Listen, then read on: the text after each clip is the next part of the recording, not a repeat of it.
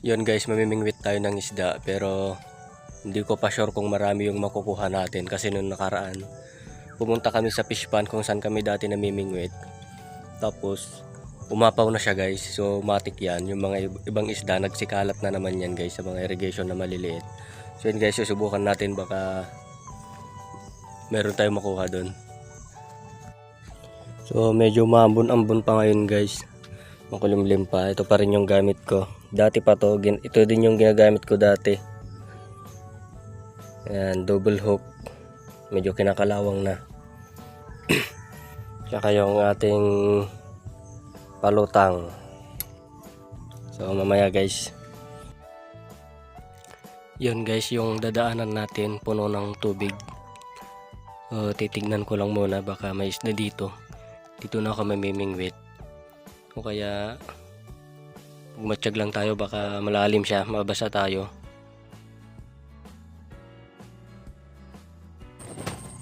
Yan guys, dadaan lang tayo dito.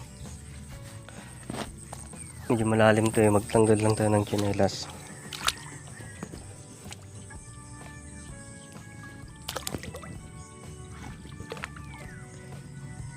Ay, kahit di na pala natin tanggalin yung tsinelas, matigas siya sa loob. Yan yung aso.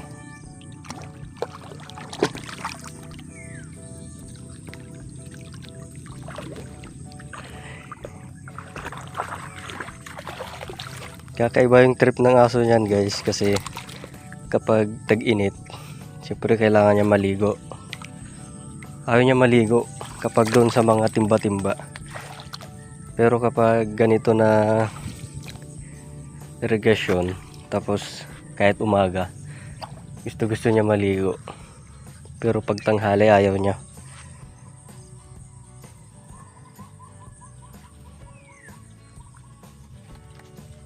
Dito na sana ako mamimingwit guys, kaso wala pa siyang masyadong isda.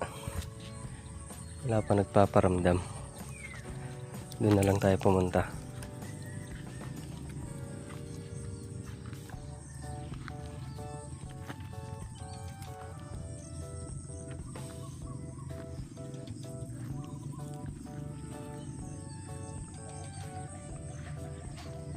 Pwede kayo dumaan dito, baka malambot to. Try natin. Matigas.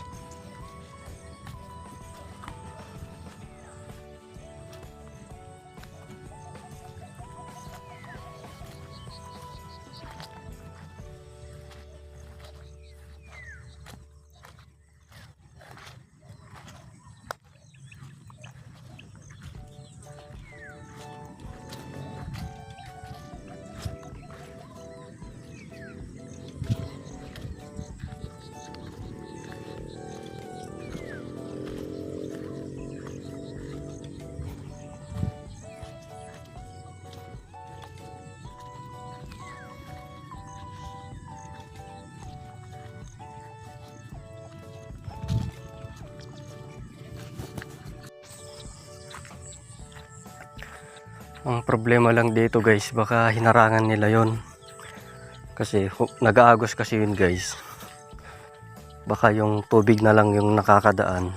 Baka nilagyan nila ng screen para yung mga isda hindi na makababa. Yun lang. Pagod lang tayo.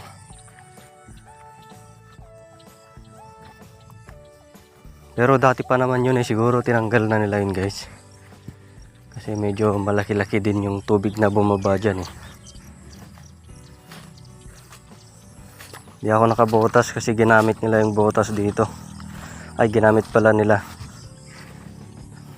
Buti na lang kasama ko yung aso. Pero kahit kasama ko yung aso, wala din naman magagawa yan eh pag may ahas. Baka mamaya kakagatin lang yan eh. Pero sana wala naman.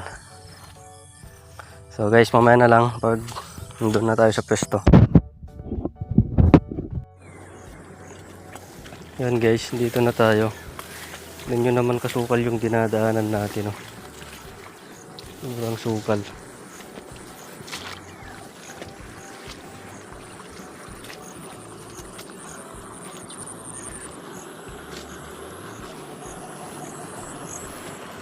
So, dito na tayo guys. Wala siyang fishnet. So, siguro may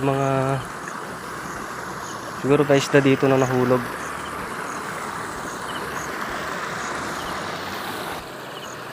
So, dito guys, walang kumakagat. Naghintay pa ako dito ng kalahating oras bago may gumalaw sa palutang guys. Oh.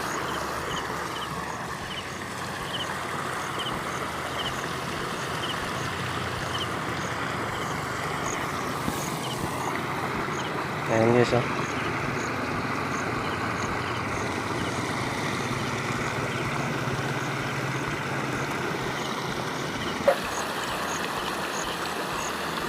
Ay, maliit.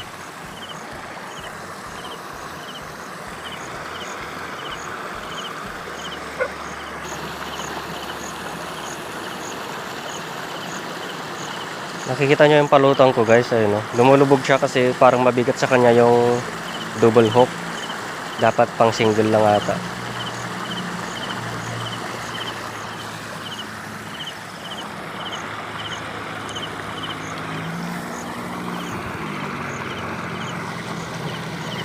Kaya na to guys, pagpaksiw lang.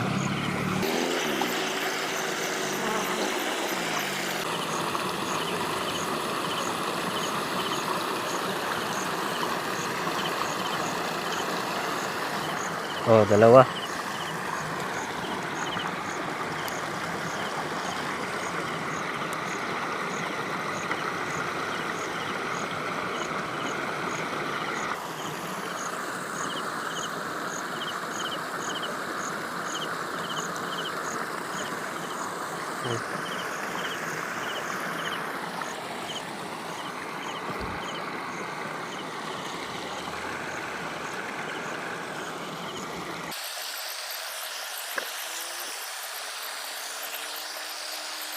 Yan guys, pauwi na tayo.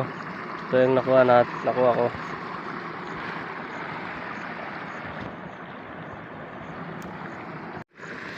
So wala nang kumakagat guys.